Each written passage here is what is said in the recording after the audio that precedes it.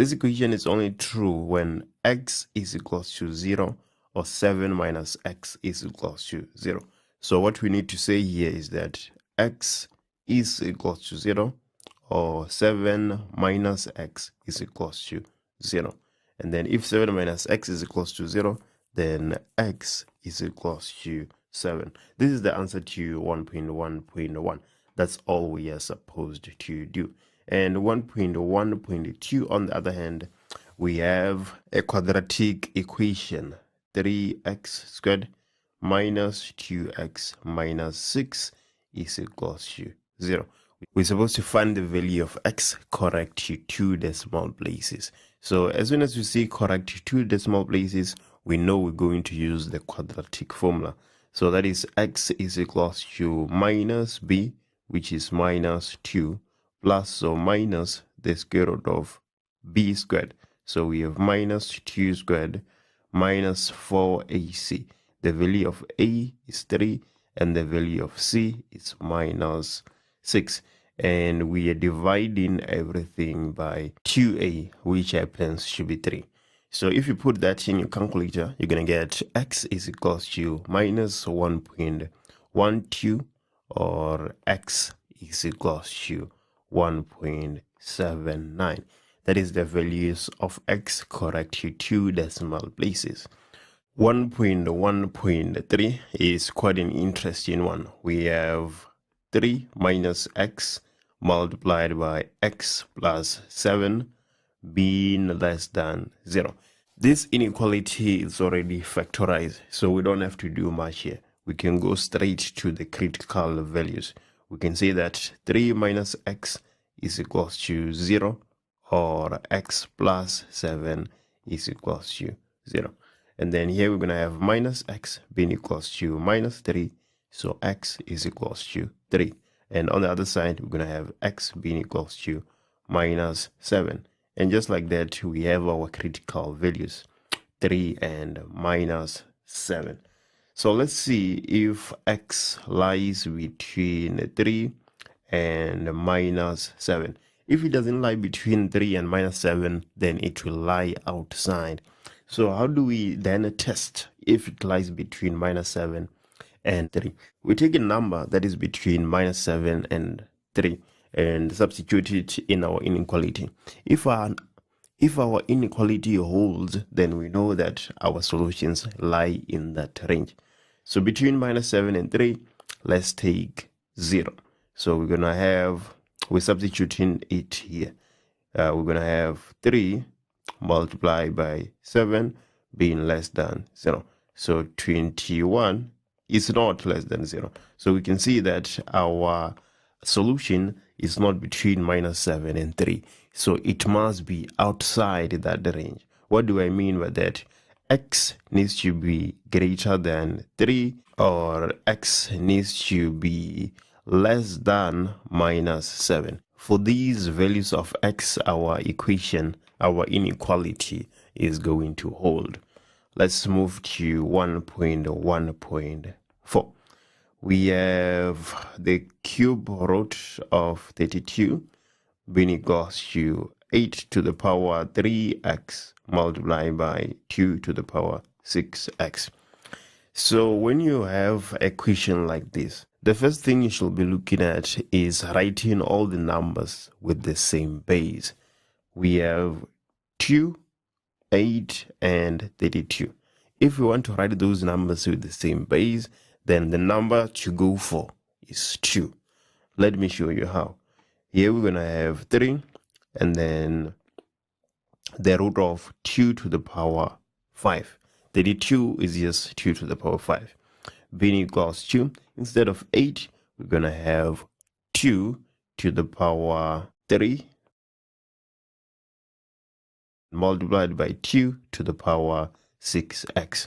So on the left hand side, we're going to have 2 to the power 5 divided by 3 being equals to 2 to the power 3 multiplied by 3x, that is 9x, multiplied by 2 to the power 6x. So 2 to the power 5 divided by 3 is equals to 2. Same basis, we can just add the exponents, 15x. So obviously we're going to drop the bases and equate the exponents. 5 divided by 3 is equals to 15x. So x will be equals to 5 divided by 3 divided by 15.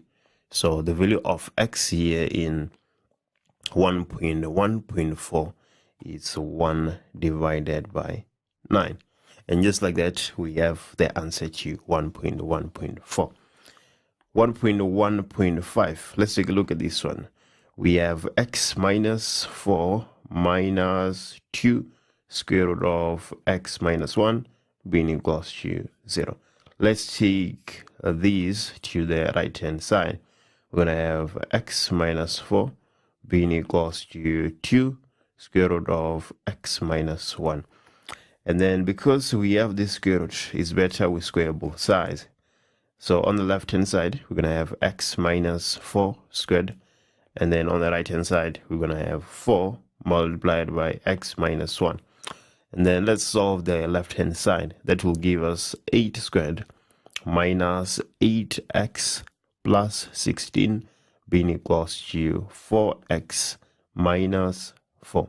So x squared minus 8x minus 4x, that is minus 12x, and then 16 plus 4, that is plus 20 being equals to 0. Factors of 20 that when we add we get minus 12, that is minus 10 and minus 2. So we're going to have x minus 10 multiplied by x minus 2 being equals to 0.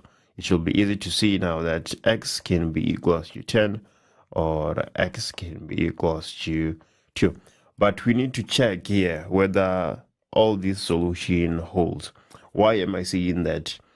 We had a square root initially here, and then we squared both sides. So that introduces solutions that might not be necessarily true on the original equation. If we substitute 10, we're going to have 10 minus 4 minus 2 square root of 10 minus 1. So that is 9. So this is 10 minus 4, which is 6, and then minus 2 multiplied by 3. This is equals to 0. So 10 holds. Let's see if 2 is also going to hold. If we substitute 2, we're going to have 2 minus 4 minus 2 multiplied by 2 minus 1. So that's just square root of 1. So we have 2 minus 4, that is minus 2, and then minus 2, which is not equals to 0. So 2 is not a solution to this equation. Yeah, we need to be aware of that when we square both sides. We introduce solutions that might not necessarily be true. Let's move to 1.2. We're supposed to solve for the following equations simultaneously. The first equation, we have x, so that is 1.2. We have x minus 2y being equals to 1. So x is equals to 1 plus 2y. I can call this equation 1. Why am I writing x in terms of y? Because if I write y in terms of x, then I'm going to divide by 2, which will get messy. So it's better I just make x the subject of the formula. And then the other equation, we have x squared minus xy plus 2y squared being equals to 2. So I'm going to substitute. I can call this equation 2 and say that I'm substituting equation 1 into equation 2. So that will look like the following. In place of x squared, I have 1 plus 2y squared minus, in place of x, 1 plus 2y multiplied by y plus 2y squared being equals to 2. So what is 1 plus 2y squared? That will give you 1 plus 4y plus 4y squared, and then minus y minus 2y squared plus 2y squared minus 2 being equals to 0. So I have 4y minus y. That is 3y. And then minus y squared plus 2y squared, that is 0. So here I'm going to have 4y squared plus 3y, 1 minus 2. So that is minus 1 being equals to 0. So that is what I need to factorize. If I do that, I'm going to have 4y, and then here I have y. And then we're going to have 4y minus 1, y plus 1 being equals to 0. So it is easy to see here that y is equals to 1 divided by 4, or y is equals to minus 1. What is the value of x when y is equals to 1 divided by 4? X is going to be equals to 1 plus 2 multiplied by 1 divided by 4. So x here is equals to 3 divided by 2. On the other hand, x will be equals to 1 plus 2 multiplied by minus 1. So x is equals to minus 1. That is the answer to 1.2. Let's do 1.3 in a separate video. It will cost 3,500 for X number of friends to go on a trip. 4 friends do not have money to pay. The remaining friends have to pay an extra 43 rand 75 cents each to cover the cost of the taxi. And 1.3.1, let's calculate X, the number of friends who want to go on the trip. Let's make sense of our situation. When we have X number of friends, they pay 3,500. And when 4 friends don't have money to pay, then the friends that are remaining, the remaining friends agree to pay an extra 43 rand 75 cents. Let's look at how much each person pays when we have X friends that are going on the trip. So here the cost per person will be equals to 3,500 divided by X. The total amount paid divided by the total number of people. But 4 friends decided not to pay. So now instead of having X number of friends, we have X minus 4. So the cost per person when we have X minus 4 will be 3,500 divided by X minus 4. Now the friends are paying slightly more because the 4 friends do not have money to pay. We can say that initially the X friends were paying Y amount of money. And then when the 4 friends don't have money to pay, they now pay Y plus 43.75. This is how we can break down this equation. The money X minus 4 friends pay minus the money X friends pay must be equals to 43.75. That is to say that 3,500 divided by X minus 4 minus 3,500 divided by X should be equals to 43.75. Let's go ahead and find the value of X. We're going to start by multiplying out by X minus 4. So if we multiply that first term by X minus 4, we're going to be left with only 3,500. And then now we multiply in 3,500 on the middle term with the X minus 4. So if we multiply it by X, we're going to get minus 3,500X. And when we multiply it by minus 4, we're going to get plus 14,000. Everything divided by X. This will be equals to 43.75 multiplied by X. So we're going to have 43.75X. If you multiply it by minus 4, you should get minus 175. We still multiply it out, but this time with X, so that we can cancel out that X on the denominator. 3,500 multiplied by X, that is just 3,500X minus 3,500X plus 14,000. X and X are going to cancel out, so we don't have a denominator anymore. Well, we have a denominator of 1.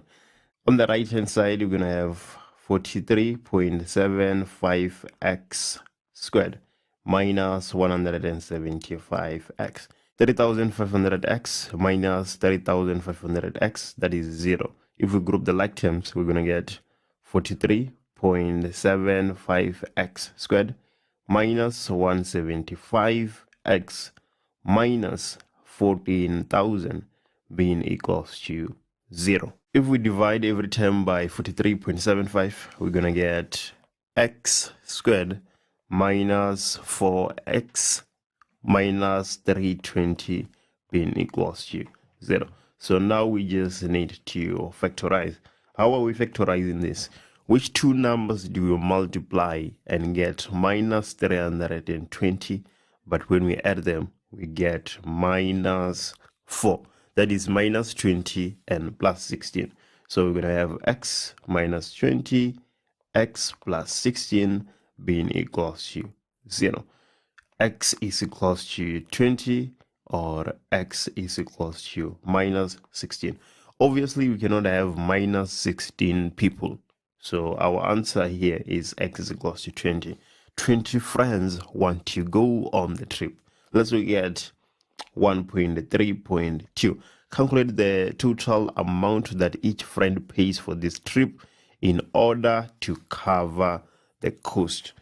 The cost per person when the 4 friends don't have money to pay is equals to 3,500 divided by x minus 4. We know that x is 20 and we just subtract 4 there. The friends are going to pay 218.75 rands to cover the cost of the trip. The sum to infinity of a geometric series is 6, and the sum to infinity of the squares of the terms of the series is 6. 3.1.1, write down the second term of the series of squares in terms of a and r. The second term of the series will be given by a multiplied by r to the power 2 minus 1.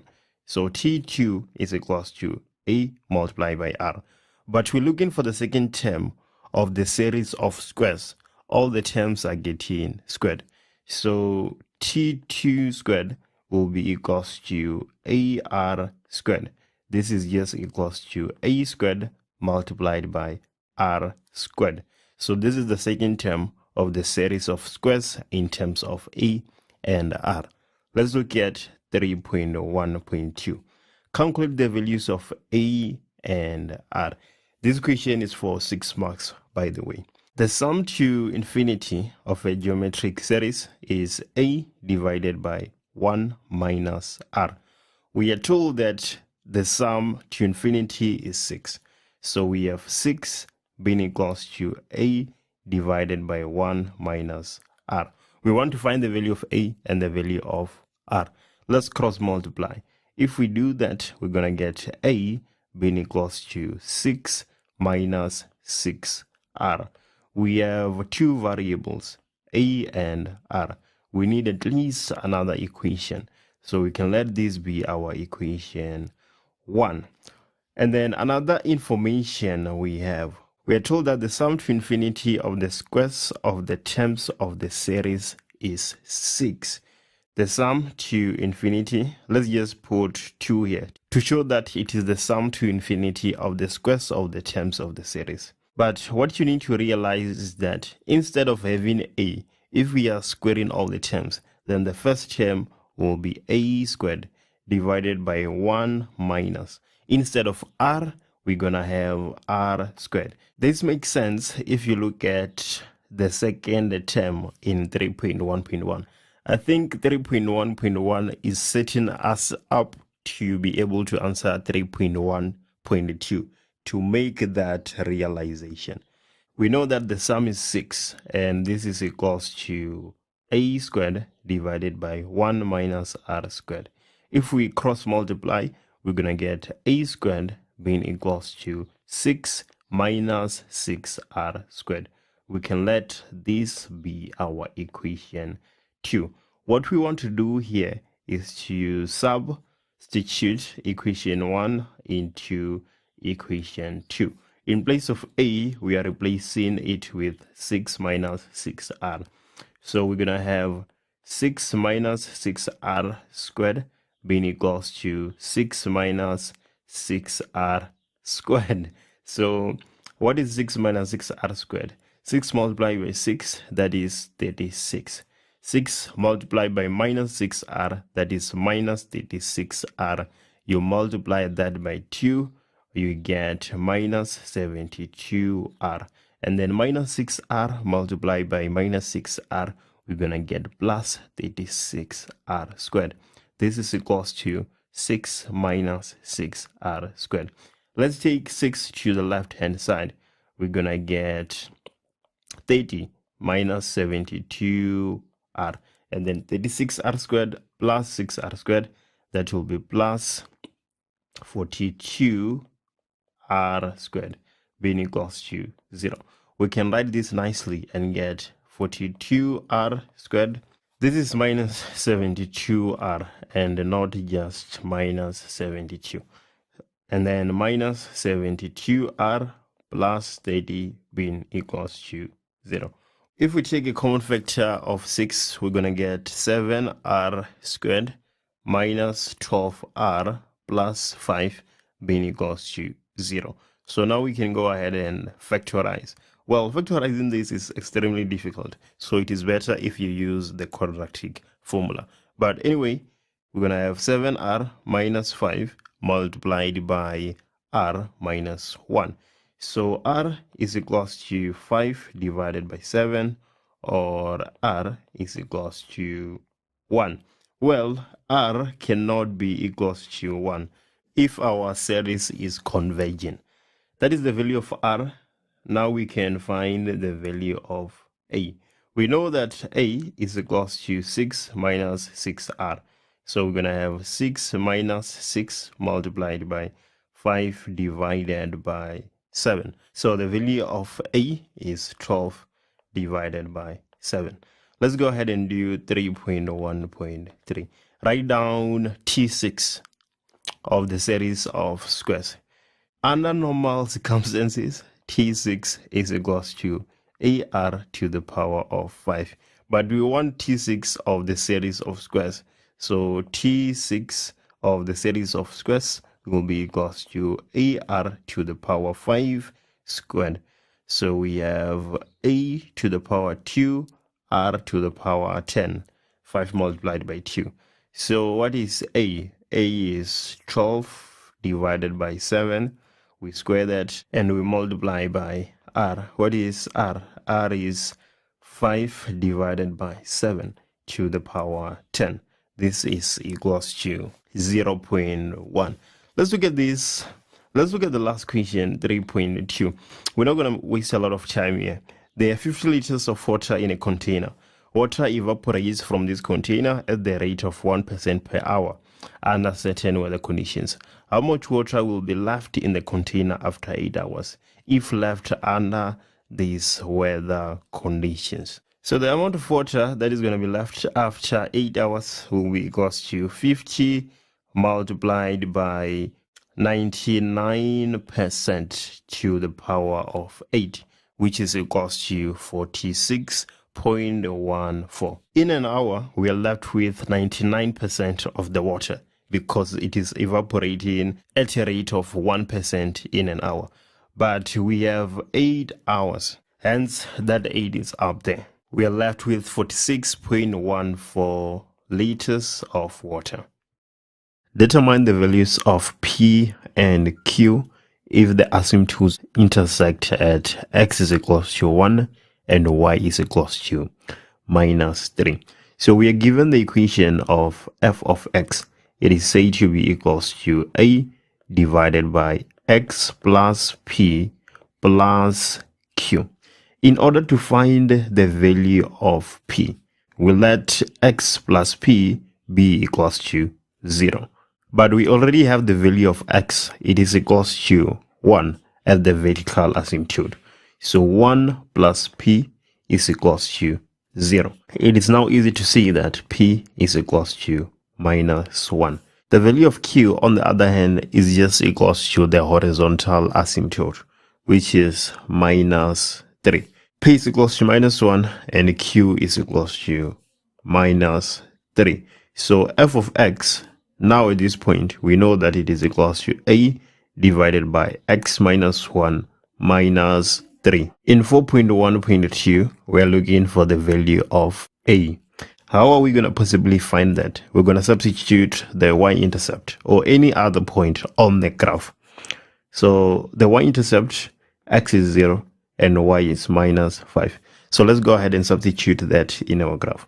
We're going to get -5 being equals to a divided by 0 minus 1 minus 3. If we take -3 to the left hand side, we're going to get -2 being equals to a divided by -1. It should be easy to see now that a is equals to 2. So that is 4.1.2. Let's go ahead and do 4.1.3. If f of x is translated to g of x, describe the translation from g to x. So let's go ahead and take a look at this.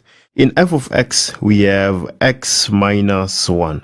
In g of x, we have x minus 3. So when it comes to the x values, x minus shifts the graph to the right and x plus shifts the graph to the left. We had x minus 1.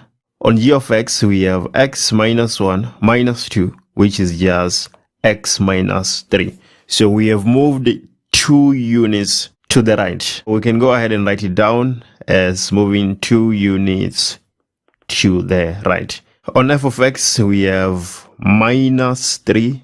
On g of x, we have +3. From -3 to +3, you need to add 6. So we have shifted our graph 6 units up. So here we're going to have 6 units up. 4.1.4, write down the equation of the horizontal asymptote of g. The horizontal asymptote is this value here all the time. So for 4.1.4, we can easily say that y is equals to 3. We are supposed to show that f of x is equals to x squared plus 6x plus 5. What information are we given? We're given the intercepts of f of x, which is p and t. So finding f of x should be relatively easy if we have the intercepts. We can just say that f of x is equals to a multiplied by x minus x1 multiplied by x minus x2. In place of x1 and x2, we are substituting the x-intercepts. So f of x is going to be equals to a multiplied by x plus 5 multiplied by x plus 1. So f of x is equals to a multiplied by x, that is x squared, and then plus x plus 5x plus 5. So we have f of x being equals to a multiplied by x squared plus 6x plus 5. We just need to substitute any point on our graph except from the x-intercepts to find the value of a. We can substitute w, which is our y-intercept. If we do that, we're going to have 5 being equals to a multiplied by 0 squared plus 6 multiplied by 0 plus 5. 5 is going to be equals to a multiplied by 5. It will be easy to see now that a is equals to 1. So f of x is just equals to x squared plus 6x plus 5. That is 5.1. Let's look at 5.2. In 5.2, we're supposed to calculate the coordinates of q. So let's look at p and q. At p, our two functions f of x and g of x, they intersect. The same is true at q. The two functions intersect. So in order for us to find the value of q, we need to equate these two functions.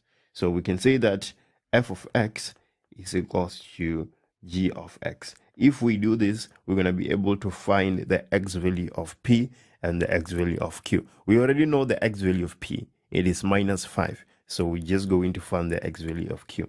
F of x, that is x squared plus 6x plus 5. G of x is 2x plus 10. So let's take 2x to the left-hand side together with 10.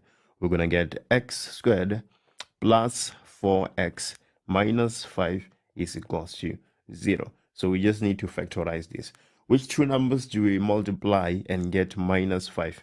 But when we add them, we get 4.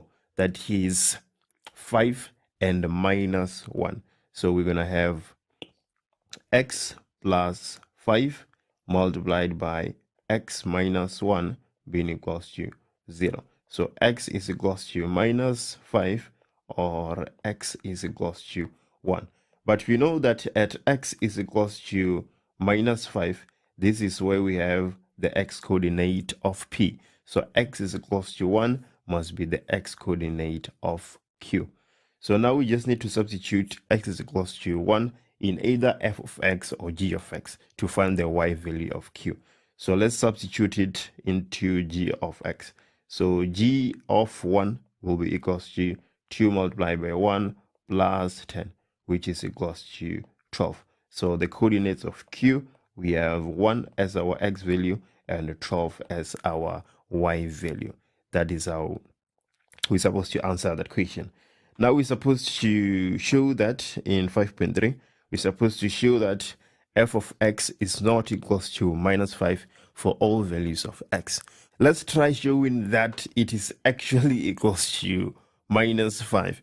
And in failing to show that it is equals to minus 5, we would have sort of proved that it is not equals to minus 5. So 5.3 f of x is equals to minus 5, right? So what is f of x? That is x squared plus 6x plus 5 being equals to minus 5. So we're going to have x squared plus 6x plus 10 being equals to 0. In order to factorize this, we need the aid of the quadratic formula. So x is equals to minus b plus or minus square root of b squared minus 4ac, everything divided by 2a. So there's no way issues are going to arise with 2a or minus b. What we need to focus on is square root of b squared minus 4ac. If that number is negative and we cannot take the square root of a negative number, then it would simply imply that f of x can never be equals to minus 5. So let's go ahead and compute that. So the square root of b squared, what is b? B is 6 in our instance, right?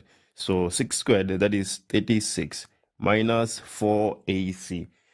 A is 1, c is 10, so minus 40 essentially. As you can see now, we have square root of minus 4, and we cannot compute square root of minus 4. So f of x can never be equals to minus 5. Now we know for sure. Let's move to the following question. 5.4. Consider point R when SR is at its maximum in the interval x is between x at p and x at q.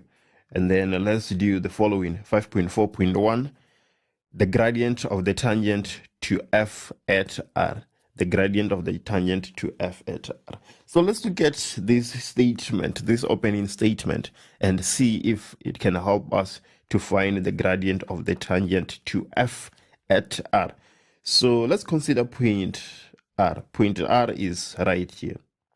And then when SR is at its maximum in the interval x is between x of p and somewhere here x of q, and determine the gradient of the tangent to f at r.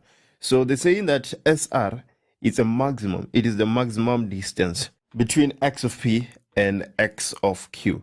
So what we can actually do, we can find an equation for the distance between the two graphs. The graph that is above is g of x, right?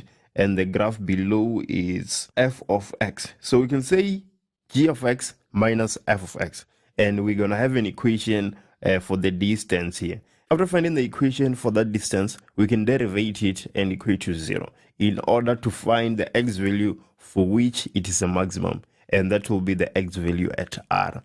So that will look something like the following. So we're going to have the distance being equals to g of x minus f of x.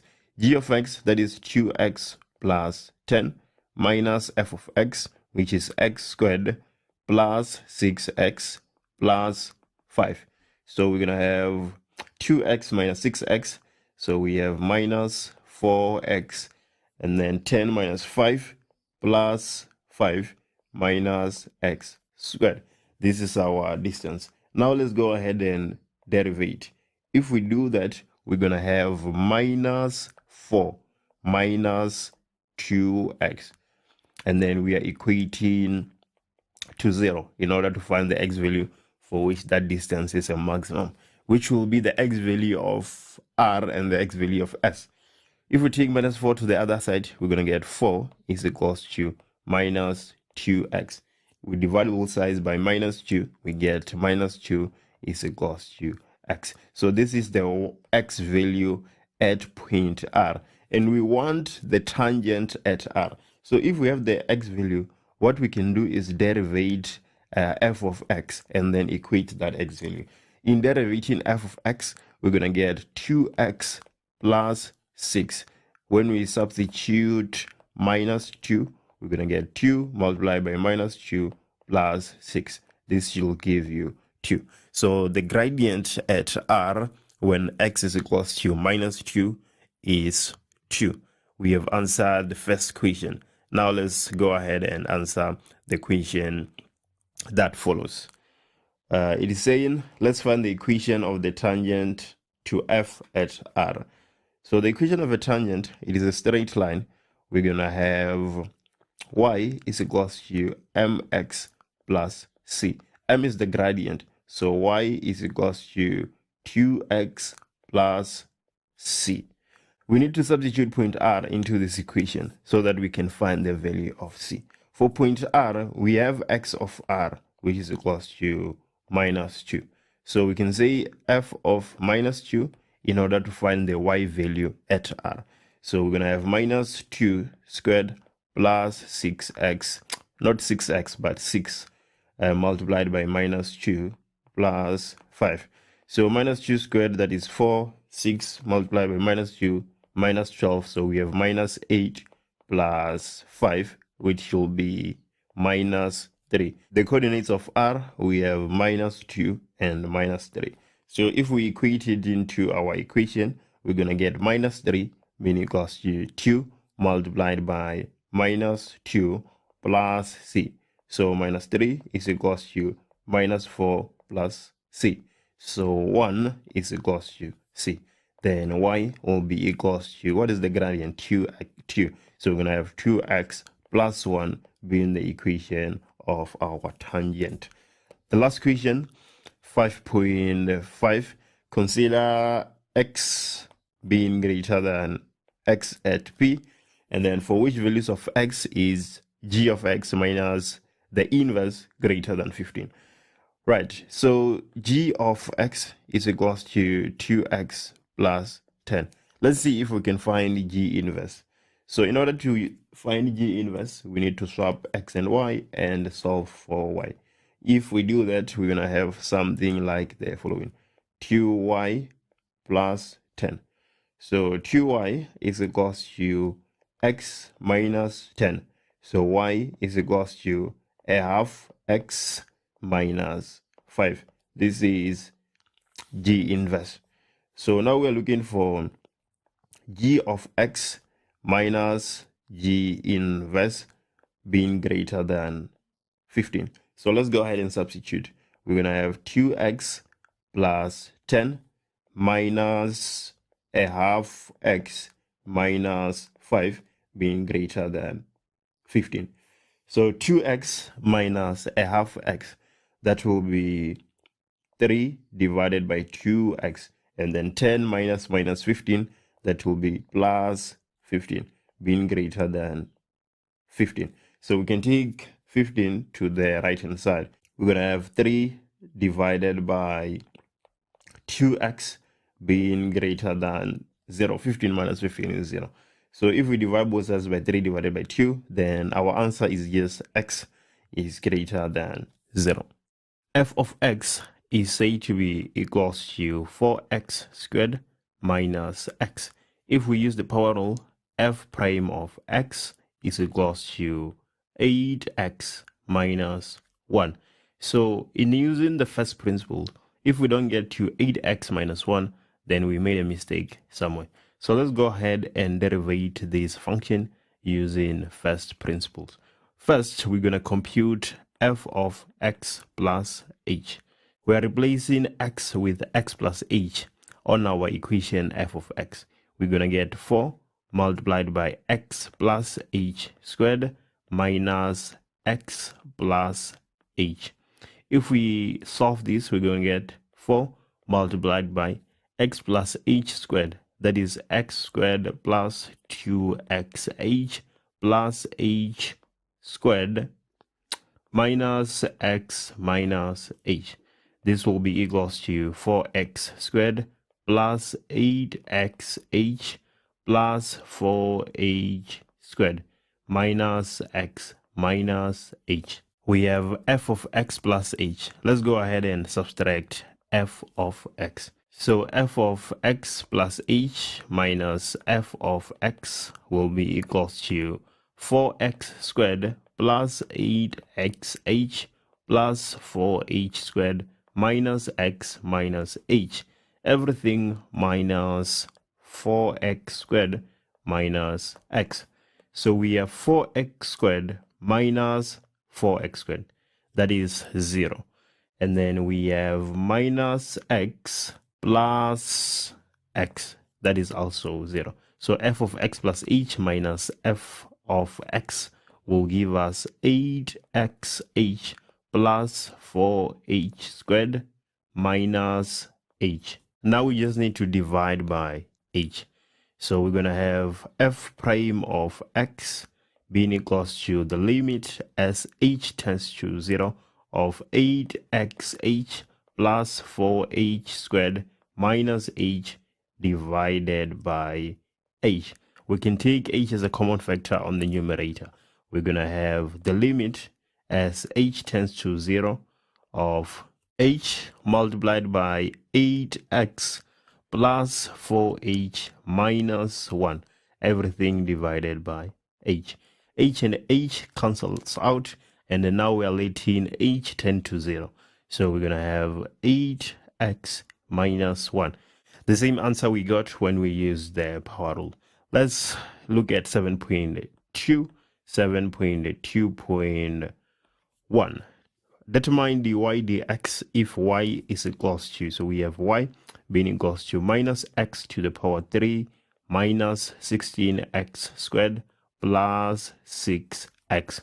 dy dx will be equals to minus 3x squared minus 32x plus 6.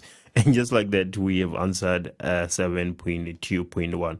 No trickery whatsoever. Let's do the question that follows. 7.2.2. This one is a bit interesting. F of x is equals to 4 divided by 5x to the minus 3 divided by the square root of x squared. Well, the cube root of x squared. Let's write f of x in our usual format. We're going to get f of x being equals to 4 divided by 5 x to the power 3. If it is x to the power minus 3 and it is on the denominator, when you put it on the numerator, it's going to be x to the power of 3. We have the cube root of x squared. This is just equals to x to the power 2 divided by 3. So we're going to have x to the minus 2 divided by 3. Now we have our equation in our usual format. We can go ahead and use the power rule.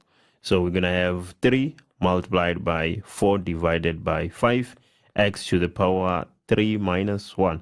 minus 3 multiplied by minus 2 divided by 3, x to the minus 2 divided by 3 minus 1. This is equals to 12 divided by 5, x to the power 2 plus 2x to the power minus 5 divided by 3. We're supposed to sketch a cubic function given these following properties. The first property is that f of minus 2 is equals to f of 1 is equals to 0. So if f of minus 2 is equals to 0, when x is equals to minus 2, we have our x-intercept. So let's go ahead and put that in our graph. So here at minus 2, and here at x is equals to 1, we have our intercepts. The next property is that f prime of 1 is equals to f prime of minus 1 is equals to 0. So at x is equals to 1 and x is equals to minus 1, the gradient is 0. Here at x is equals to 1, we have an intercept and turning point at the same time. Right, and then f of minus 1 is equals to 4. So we have a coordinate here. F of minus 1 is equals to 4. And then f of 0 is equals to 2. That is our y-intercept. So f of 0 is equals to 2. The gradient of our graph is less than 0 when x is between minus 1 and 1. Let's try connecting these points and see what we have. So here at x is equals to minus 1 and 4, we have a turning point. And then the same is true with x is equals to 1. We have a turning point right here. So we're going to have something that looks like this. Let's answer the following question. 8.2. Determine the equation of f in the form y is equals to. Because we have the x-intercepts of our function, it will be easy to determine the equation. F of x is equals to a multiplied by x minus x1 multiplied by x minus x2 squared. So why do we have x minus x2 squared here? We squared the intercepts that also serves as a turning point. So when we substitute here, we should have f of x being equals to a multiplied by x plus 2 multiplied by x minus 1 squared. This is what we need to solve. So f of x is equals to a multiplied by x plus 2. X minus 1 squared, that will give us x squared minus 2x plus 1. So f of x is equals to a multiplied by x to the power 3 minus 2x squared plus x plus 2x squared minus 4x plus 2. If we solve that, we're going to get f of x being equals to a multiplied by x to the power 3 minus 2x squared plus 2x squared. So that is 0. X minus 4x, that is minus 3x plus 2. This is our equation. We just need to find the value of a. How can we possibly do that? We can substitute a coordinate into this equation. We know that f of 0 is 2 from our properties. So we can say that 2 is equals to a multiplied by 0 to the power 3 minus 3 multiplied by 0 plus 2. So 2 is equals to a multiplied by 2. It will be easy to see that a is equals to 1. So if we substitute 1 back here, then we're going to get f of x being equals to x to the power 3 minus 3x plus 2. This is our equation. Let's move to the following equation. 8.3. If g of x is equals to f of x minus 3, write down the x-intercepts of g. Right, before we break down this equation, let's write down the x-intercepts of f of x first. We have minus 2 and 0. We also have 1 and 0. Now let's make sense of this transformation. g of x is equals to f of x minus 3. So x minus 3 shifts the graph of f of x 3 units to the right. If it was plus, then it would shift it to the left. It is counterintuitive, but it is what it is. So we just need to move these x values 3 units to the right to get the x-intercepts of g of x. So minus 2 plus 3, that is 1, and we have 0 as our y value. And then 1 plus 3, that is 4, and we still have 0 as our y value. So this is the intercepts of g. If you instead substitute x minus 3 in place of x in f of x, you will probably get to the same answer, but that will take the entire day. So it is easier to do it like this. Let's look at 8.4. Determine the values of p for which x to the power 3 minus 3x plus 2 is equals to p will have exactly one root. Exactly one root means exactly one x-intercept. So if we write this nicely, we're going to get x to the power 3 minus 3x plus 2 minus p is equals to 0. So minus p is shifting our graph up and down. P is greater than 4 or p is less than 0. If you want to know how this comes about, then click this video on your screen right now.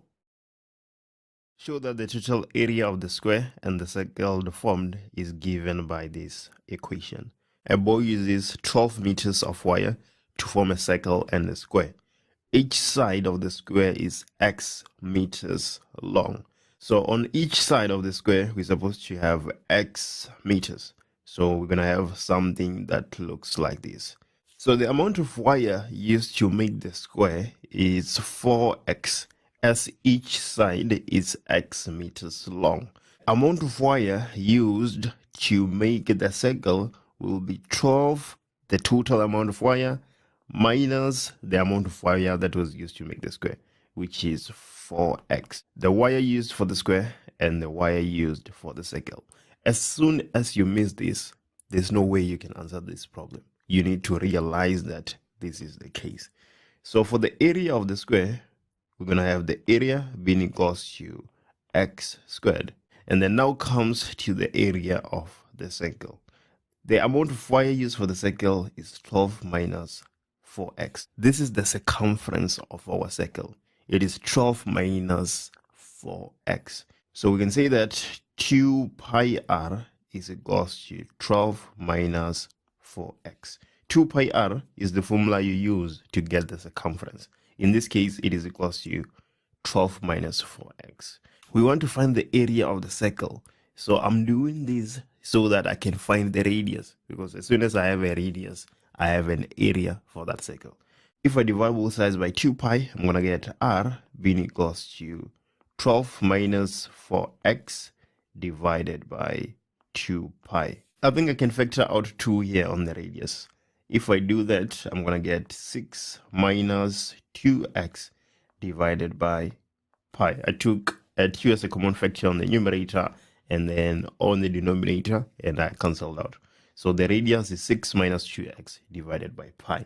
Now we can go ahead and find the area of our circle. So the area of the circle will be pi r squared.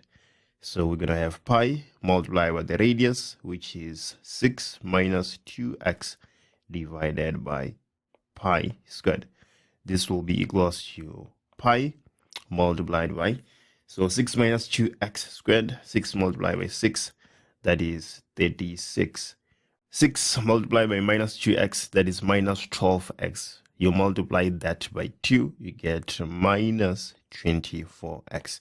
And then minus 2x multiplied by minus 2x, we're going to get plus 4x squared. Everything divided by pi squared. We can cancel out pi and pi. So we're going to get 4x squared minus 24x plus 36 divided by pi. This is the area of the circle, and this is the area of the square. We want to find the total area, so we can just easily add those two.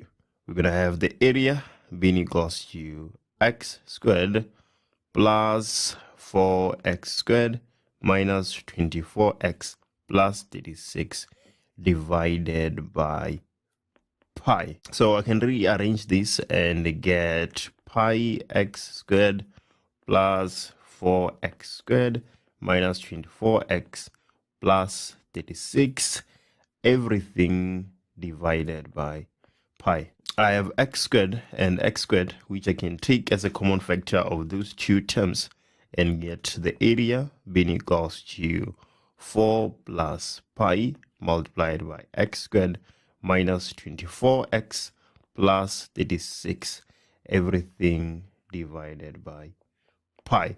And this is what I'm required to prove. The total area of the square and the circle formed. 9.1. Let's move to 9.2. Determine the value of x for which the total area is minimum. So the area is equals to 4 plus pi x squared minus 24x plus 36, everything divided by pi. We need the value of x for which this area is a minimum. So we need to derivate at some point. It looks like it will be very difficult to derivate, but it is actually not. Let me show you how. Let's give every term on the numerator its own base of pi. So if we do that, we're going to get 4 plus pi multiplied by x squared divided by pi minus 24x divided by pi plus 36 divided by pi. So we want to derivate and equate to 0. Here we just simply apply in the power rule. So we're going to have 2 multiplied by 4 plus pi divided by pi x minus 24 divided by pi. 36 divided by pi is a constant.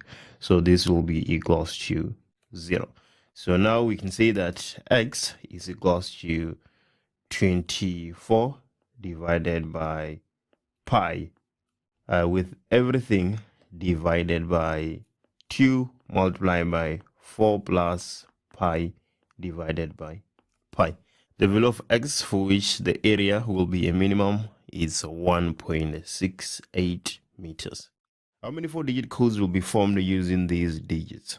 With the following conditions. The code must be an even number. The first digit must be less than 4 and the digits may be repeated. 4-digit codes, so we have 4 spaces that we need to fill. The code must be an even number, so on the last position we need an even number.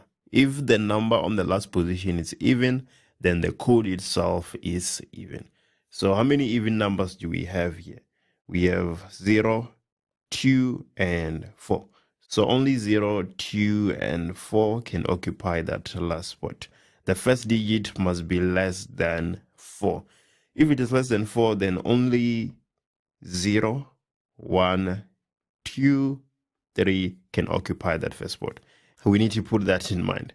So in the first position, one of the 4 digits can occupy that spot. And then on the last position, one of the 3 digits can occupy that spot. What about the second and the third spots? 1, 2, 3, 4, 5, 6, 7. So we're going to have 7 here and we're also going to have 7 here if repetition is allowed.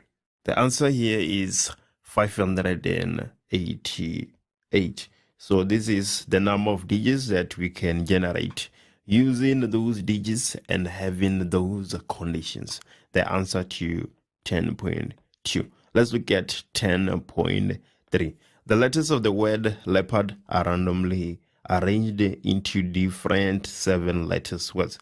Letters may not be repeated. And then the first question, 10.3.1, in how many different ways can the letters of this word be arranged? So let's go ahead and look at our word. We have 1, 2, 3, 4, 5, 6, 7 letters. In how many ways can we arrange 7 letters? All the letters are distinct. There's no repetition on the letters. So the answer here is 7 factorials because there is no repetition. If there was a repetition, then we would have to account for that. And then the following question, 10.3.2, determine the number of different ways in which a word formed will start with a vowel and end with a consonant. Right, let's see how that will look like. We need 7 spaces as we have 7 letters. So we're going to have 1, 2, 3, 4, 5, 6, 7.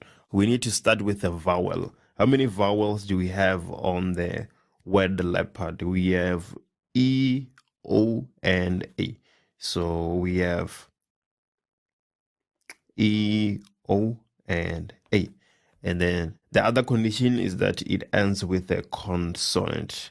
And then our consonants here is L, P, R, D. The first position is going to be occupied by one of the 3 vowels. So we're going to put 3 here. And then the last position is going to be occupied by one of the 4 consonants. So we're going to put 4 here. We started with 7 letters. Now we have used 2. One to occupy the first spot and another one to occupy the last spot. We are left with 5. So we're going to have multiplied by 5. Now we are left with 4, 3, 2, and then 1. This is all equals to 1,440. The last question, which is a bit tricky, 10.3.3, calculate the probability that in the different words formed in 10.3.1, all vowels will not follow each other. It's very difficult to count will not compared to counting will. The probability of an event not occurring is equals to 1 minus the probability of that event occurring. So what we can do instead, we can calculate the probability of the vowels following each other. And then the probability of the vowels not following each other will be 1 minus the probability of the vowels following each other. So let's go ahead and do that. We have 1, 2, 3, 4, 5, 6, 7 spaces that we need to fill. Let's say that our vowels follow each other. So we have A, E, and O. And then the consonants L, P, R, D. So if the vowels are following each other, then we can sort of bind them together, so to say. Wherever they are, they need to be close to each other. Even though the vowels are next to each other, there's still 3 factorial ways of arranging them. We can start with E, we can start with O, so on and so on. So we're going to have 3 factorial. This is for the arrangement of the vowels among themselves. They're still close to each other. So now we have vowels that are moving as one, and we have 4 consonants. The vowels can be in between 2 consonants. There is no problem as long as the vowels are close to each other. So there is 5 factorial ways consonants and the 3 vowels that needs to be next to each other can be arranged. This is equals to 720. So the probability of the vowels not being close to each other will be 1 minus the probability of the vowels following each other. This will be 720 divided by our sample space, which is 7 factorial.